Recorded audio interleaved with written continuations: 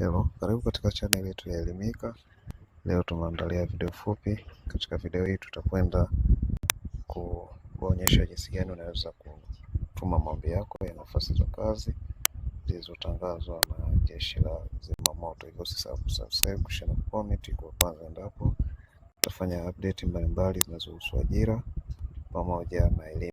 Tukapofika hatua hii, baada ya kujisajili na kuverify na email, utakuja kuweka passport size yako. Hakikisha inakuwa na KB zisizozidi 300.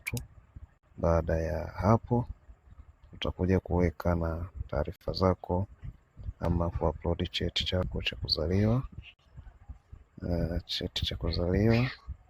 kisha kama kina KB kubwa, basi unakicompress ili kiweze kusomeka. Kwa hiyo kama itakuwa na MB kubwa, basi hakitaweza kuwa uploaded. Baada ya hapo, utakuja kuchagua residence. Kama ni Tanzania bara, basi tutachagua mkoa, pia utachagua mkoa, utachagua wilaya. Baada ya kuchagua wilaya, utachagua na kata pamoja na kijiji. Baada ya kujaza taarifa hizo, utaweza kuendelea mbele. Kwa hiyo hapa taarifa zetu ni Singida.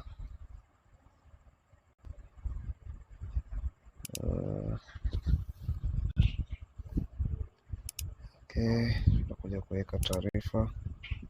Mkoa ni Singida, wilaya ni Iramba.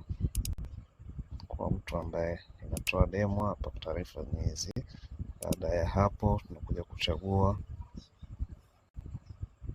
kata ambayo ni Ulemo, na kisha utamaliza na taarifa ya kijiji.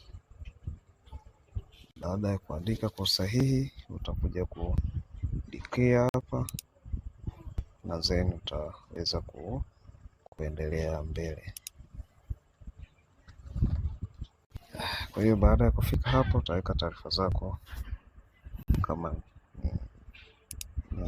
Kama ukianza na taarifa ya form 4, utakuja hapo kulipoandikwa basic education, utaselect level, ordinal level, utaweza kuweka namba yako ya form 4. Hakikisha unaweka kwa usahihi namba yako ya mtihani ya form 4. Utaanza na S, utaweka ukiandika kwa usahihi.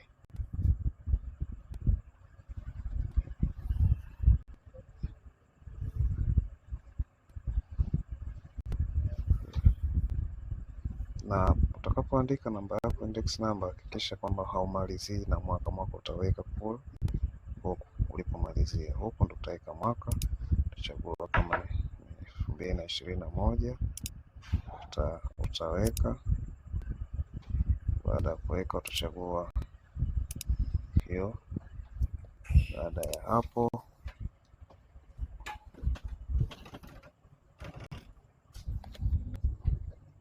baada kuchagua, utaweka na division ya matokeo yako, kama division gani.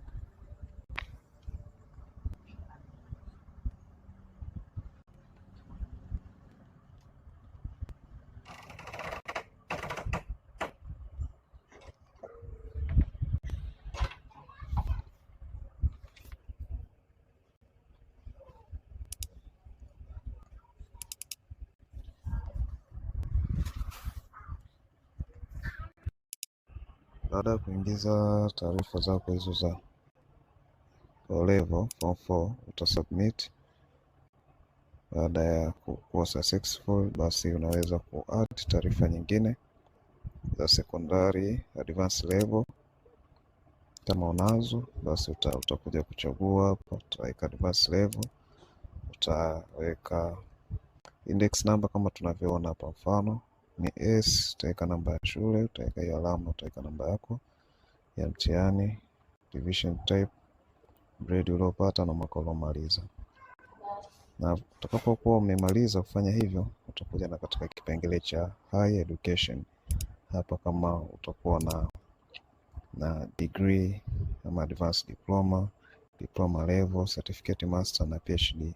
Utajaza taarifa zako, utasubmit. Ukishamaliza kujaza taarifa zako za elimu, utaweza kusubmit. Utakaposubmit utafika katika hii hatua.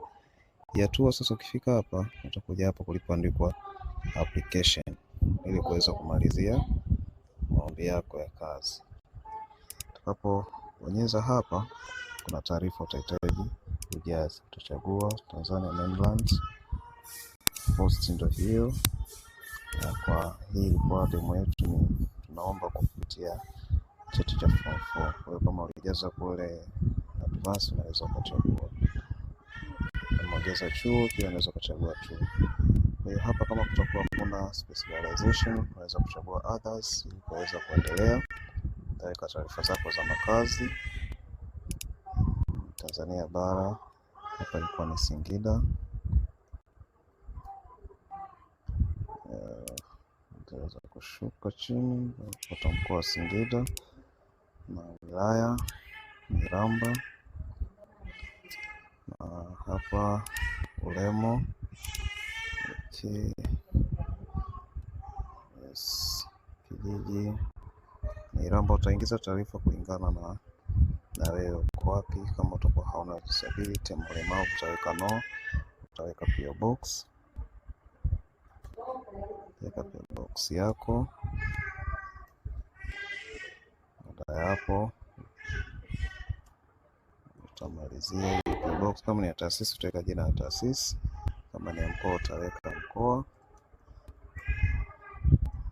Baada ya kumaliza na kuhakikisha taarifa ziko sahihi, utabonyeza next. Sasa hapa ndipo tunapokwenda kumaliza maombi yetu, na hapa utahitajika kuweka barua ya utambulisho, barua ya maombi pamoja na CV. Kwa tukianza na barua ya utambulisho, tutakuja ku choose file. Baada ya hapo tutakwenda kutafuta barua ya utambulisho, tutai open na then submit. Tutakapokuwa tayari utakuja katika application letter. Hii ni barua ya maombi, na pia utakwenda ku-upload. Baada ya ku-upload utasubmit na utamalizia na CV. Kipengele cha CV utakuja kumalizia na CV. Hakikisha PDF zote hazizidi KB 300.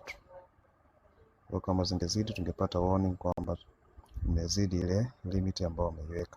Baada ya kumaliza hapo, basi utabonyeza button ya next, na hapo utapata kuona taarifa zako ambazo utazihakiki, na kama ziko tayari ama ziko sahihi utadeclare, na then uta save na kutoka. Mpaka hapo maombi yatakuwa yako tayari.